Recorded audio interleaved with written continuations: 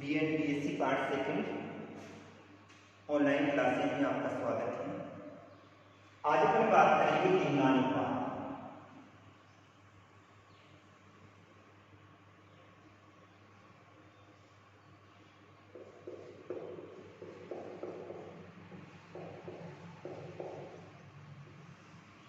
लिंगानुपात भी कहा जाता है और लिंग अनुपात भी कहा जाता है। इसका अध्ययन अपन जनसंख्या के अंतर्गत ही करते हैं और जब जनगणना की जाती है तो जनगणना करने वाला व्यक्ति घर घर जाके पूछता है भाई परिवार में कितने पुरुष हैं कितनी महिलाएं हैं। तो सबसे पहले तो बात आती है लिंगानुपात का अध्ययन क्यों किया जाता है। तो लिंगानुपात का अध्ययन दो चीजों के लिए किया जाता है। एक व्यवसायिक संरचना होती है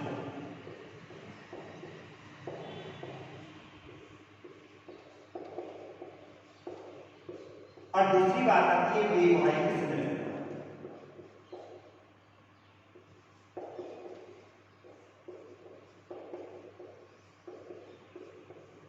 यानी लिंगानुपात का जो अध्ययन किया जाता है दो चीजों के लिए किया जाते हैं।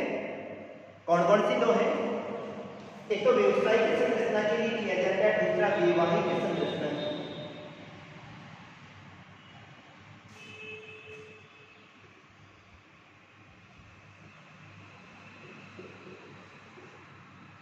वैवाहिक संरचना के लिए अध्ययन क्यों किया जाता है? कौन कौन सी चीजें आ गई? एक तो व्यवसायिक संरचना हेतु किया जाता है और दूसरा वैवाहिक संरचना हेतु किया जाता है। व्यवसायिक संरचना किसके लिए करते हैं? व्यवसाय के लिए, अर्थात कार्यशील जनसंख्या का अध्ययन करें तो पुरुषों को कार्यशील श्रेणी में रखा जाता है जबकि महिलाओं को कार्यशील श्रेणी में नहीं रखा जाता है, क्योंकि अधिकांश देखा जाता है महिलाएं घरेलू कार्य ही करती हैं और उनका जो योगदान होता है वो किसमें होता है? घर के कार्य में ही क्या होता है? योगदान होता है। अतः देश के आर्थिक विकास में इनकी भूमिका गौण होती है। दूसरा ले अपन वैवाहिक संरचना। लिंगानुपात में स्त्री और पुरुषों के अनुपात का अध्ययन किया जाता है और जब दोनों का अनुपात निकाला जाता है तो लास्ट में स्पष्ट यही होता है कितने लोगों की शादी होगी, कितने लोगों की शादी नहीं होगी। अगर लिंगानुपात कम पाया जाता है और अनुकूल पाया जाएगा अर्थात सभी का वैवाहिक जीवन होगा। अब परिभाषा के तौर पे लिंगानुपात किसे कहा जाता है? तो लिंगानुपात स्त्री तथा पुरुषों के मध्य का अनुपात है। लिंगानुपात स्त्री तथा पुरुषों के मध्य का अनुपात है जिसकी गणना प्रति 1000 पुरुषों के पीछे स्त्रियों की संख्या में की जाती है, अर्थात 1000 पुरुषों के पीछे स्त्रियों की संख्या को क्या कहा जाता है? लिंगानुपात कहा जाता है।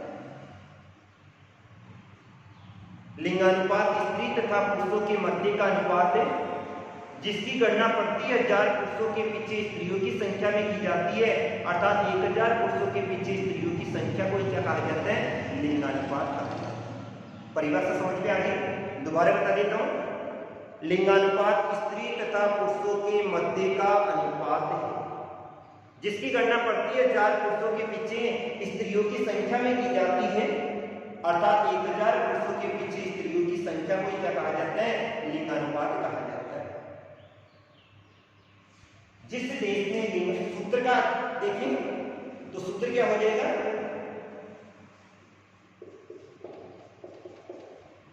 लिंगानुपात बराबर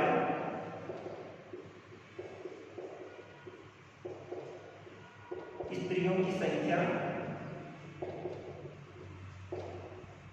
बटे किसकी आ जाएगी?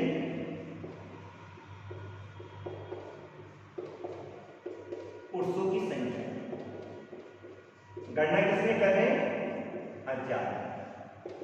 क्या निकल के आ जाएगा? लिंगानुपात निकल के। तो लिंगानुपात क्या है? स्त्री तथा पुरुषों के मध्य का अनुपात है जिसकी गणना प्रति 1000 पुरुषों के पीछे स्त्रियों की संख्या में की जाती है, अर्थात 1000 पुरुषों के पीछे स्त्रियों की संख्या को क्या कहा जाता है? लिंगानुपात कहा जाता है।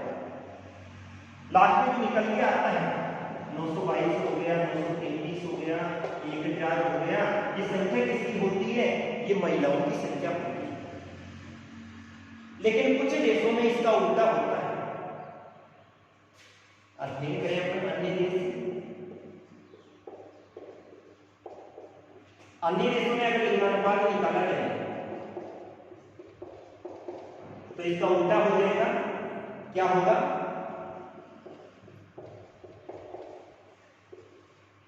पुरुषों की संख्या बटे स्त्रियों की संख्या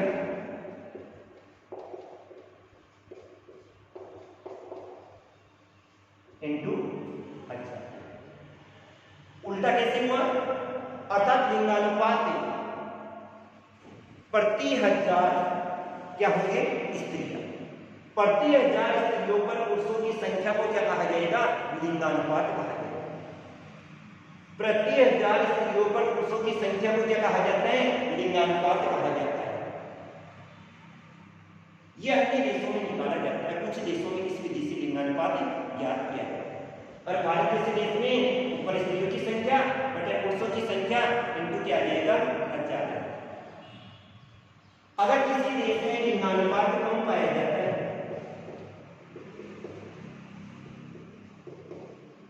लिंगानुपात यदि कम है,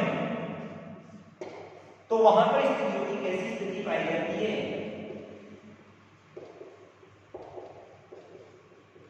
प्रतिकूल स्थिति पाई जाती है। कैसी स्थिति होगी? प्रतिकूल स्थिति होगी। प्रतिकूल का मतलब अध्ययन करें तो यहां पर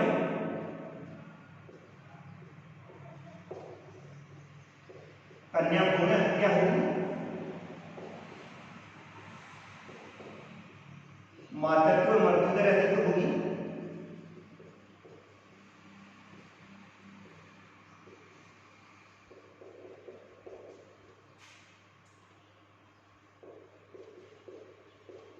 बेरोजगारी होगी। बेरोजगारी कौन सी होगी? महिला बेरोजगारी होगी, और घरेलू हिंसा होगी। ऐसी स्थिति आदि की पाई जाती है। अगर किसी देश में महिलाओं की प्रतिकूल स्थिति पाई जाती है, यानी लिंगानुपात कम पाया जाता है, और जहां पर लिंगानुपात कम पाया जाता है, इसका मतलब स्पष्ट हो रहा है कि वहां पर महिलाओं की प्रतिकूल स्थिति पाई जाती है। और प्रतिकूल स्थिति कैसी होगी? वहां पर कन्या भ्रूण हत्या अधिक होगी, मातृत्व मृत्यु दर भी अधिक पाई जाती है, महिला बेरोजगारी अधिक पाई जाती है, और घरेलू हिंसा की प्रवृत्ति अधिक होती है। लड़ाई झगड़े अधिक होते हैं, घरेलू हिंसा की शिकार होती है। और आए दिन अपन पेपर में पढ़ते हैं, आज उस महिला ने ट्रेन के आगे कूद कर जान ली, आज उसने कुएं में कूद कर जान ली, आज उसने विषाक्त पदार्थ खा लिया। तो ये वाली स्थिति किस कारण से होती है? वहां पे महिलाओं की कैसी स्थिति पाई जाती है? प्रतिकूल स्थिति पाई जाती है। दो देश आते हैं, अपने एक विकासशील देश होते हैं,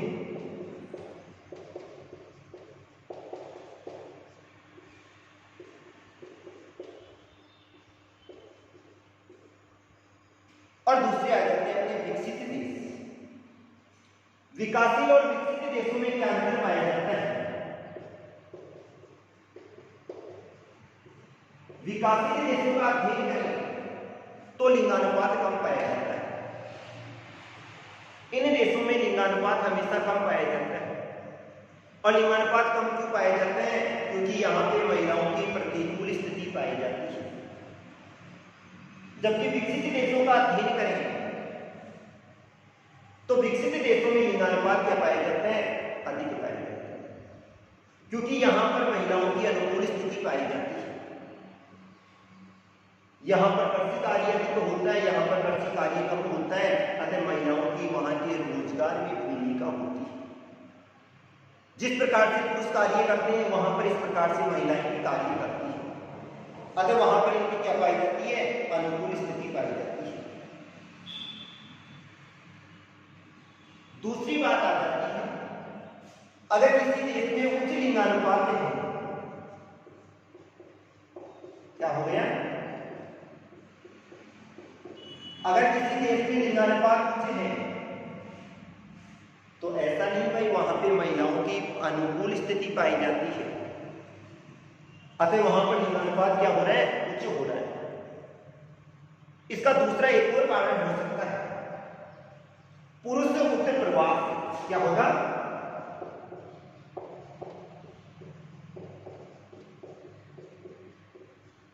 पुरुष मुक्त प्रवास, अर्थात यहां के लोग कमाने हेतु बाहर की ओर चले गए, और जब लोग कमाने हेतु बाहर की ओर चले गए, इसका मतलब पीछे किसकी संख्या बच गई, महिलाओं की संख्या बच गई। ऐसा एक उदाहरण बताता हूं। भारत के ग्रामीण क्षेत्रों का अध्ययन करें तो भारत के ग्रामीण क्षेत्रों में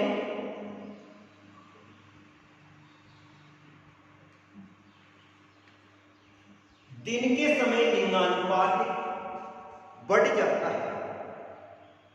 समझ में आ रहा है? भारत के ग्रामीण क्षेत्रों का अध्ययन करें तो भारत के ग्रामीण क्षेत्रों में दिन के समय लिंगानुपात बढ़ जाता है, जबकि रात के समय कम हो जाता है। नहीं समझे? दिन के समय पुरुष लोग नगरीय क्षेत्रों में काम करने के लिए चले जाते हैं, अतः पीछे कौन बच गई, महिलाएं बच गई। और जैसे ही पीछे महिलाएं बच गई, लिंगानुपात में अपने आप ही क्या हो गई, बढ़ती है।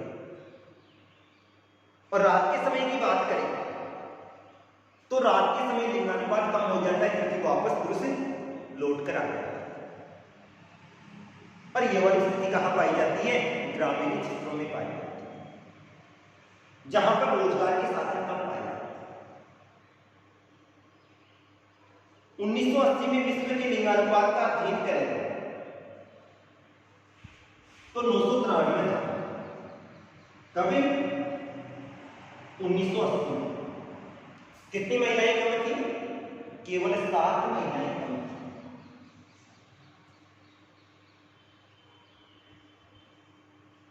2004 का अध्ययन करें तो लिंगानुपात और भी कम हो गया, 985 हो गया।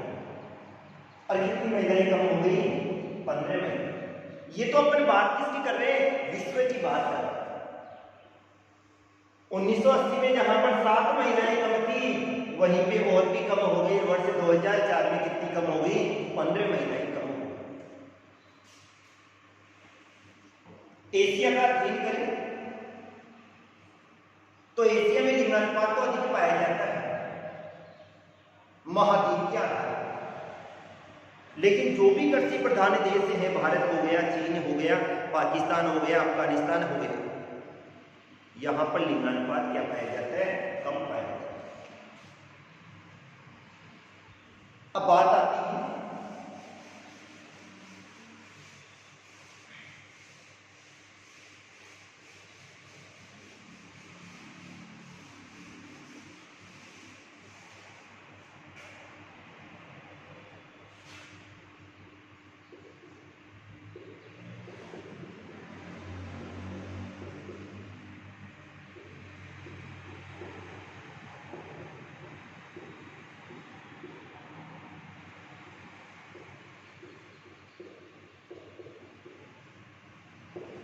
लिंगानुपात में भिन्नता के कारण। कौन कौन से कारण है जिनके कारण से लिंगानुपात कम पाया जाता है? सबसे पहली बात आती है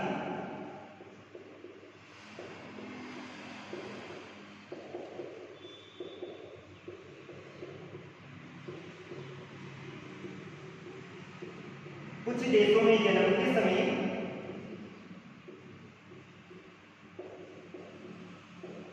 नर शिशुओं की संख्या अधिक पाई जाती है।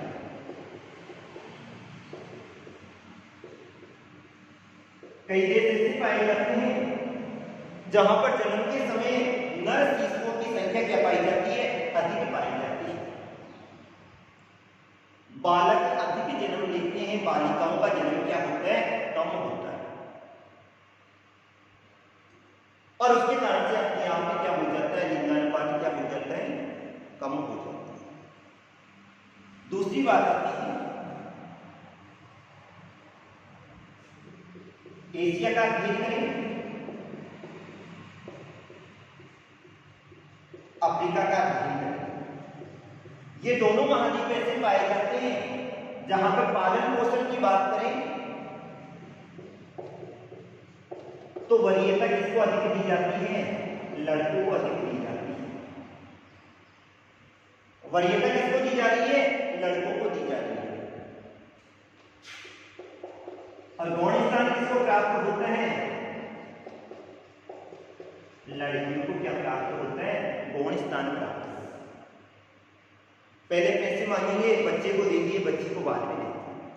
आजकल तो खैर ऐसी प्रवृत्ति नहीं पाई जाती है, नहीं पहले ये स्थिति पाई जाती थी भाई पहले लड़के का पालन पोषण होना चाहिए, उसकी शिक्षा, उसके भोजन, उसके वस्त्र, उसके आवास की व्यवस्था होनी चाहिए। लड़के के बाद में वरीयता किसको दी जा रही है? लड़कियों को दी जा रही है।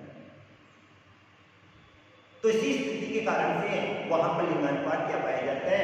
कम पाया जाता है। तीसरी बात आती है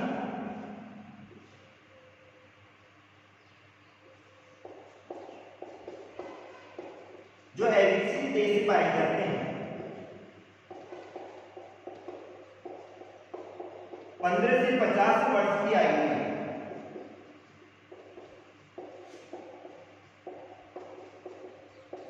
महिला मृत्यु दर अधिक पाई जाती है।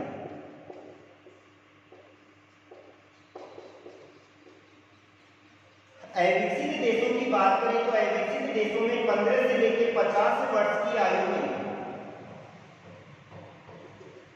महिला मृत्यु दर क्या पाई जाती है? अधिक पाई जाती है। 15 से लेकर 50 आयु वर्ग ऐसा पाया जाता है जिसमें लगभग विवाह की स्थिति पाई जाती है और संतानोत्पत्ति की प्रवृत्ति होती है। इसमें महिलाएं प्रसव के दौरान महिलाओं की मृत्यु हो जाती है, महिलाएं घरेलू हिंसा की शिकार हो जाती है, प्रताड़ित किया जाता है, आर्थिक रूप से प्रातंत्र होती है। इस कारण से उनमें मृत्यु दर की स्थिति क्या पाई जाती है? अधिक पाई जाती है। और ये ऐसी उम्र पाई जाती है जिसमें आत्महत्या की प्रवृत्ति भी क्या पाई जाती है? सबसे अधिक होती है। महिलाएं इसमें आत्महत्या भी क्या करती है? सबसे अधिक करती है। तीसरी बात आती है पितृसत्तात्मक समाज।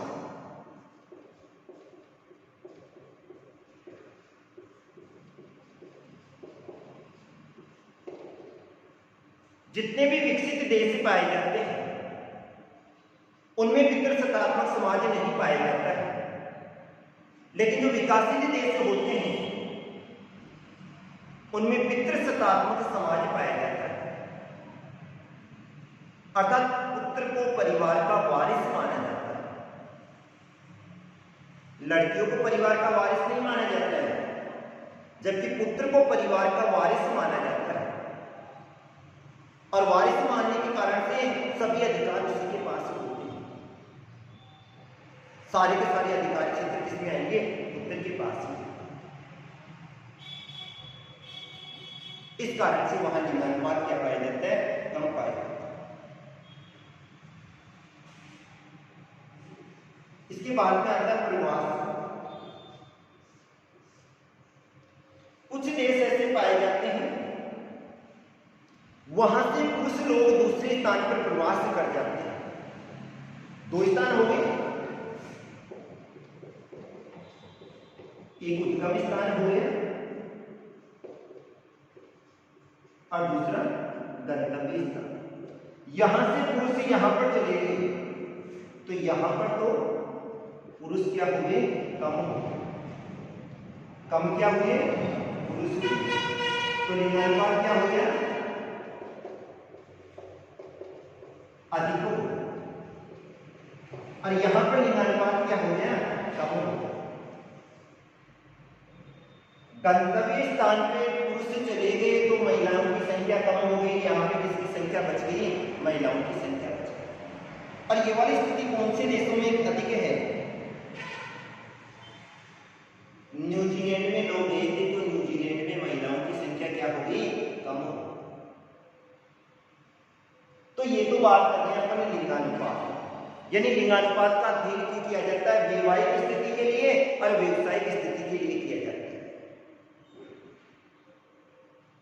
कल अपन बात करेंगे आई। Thank you.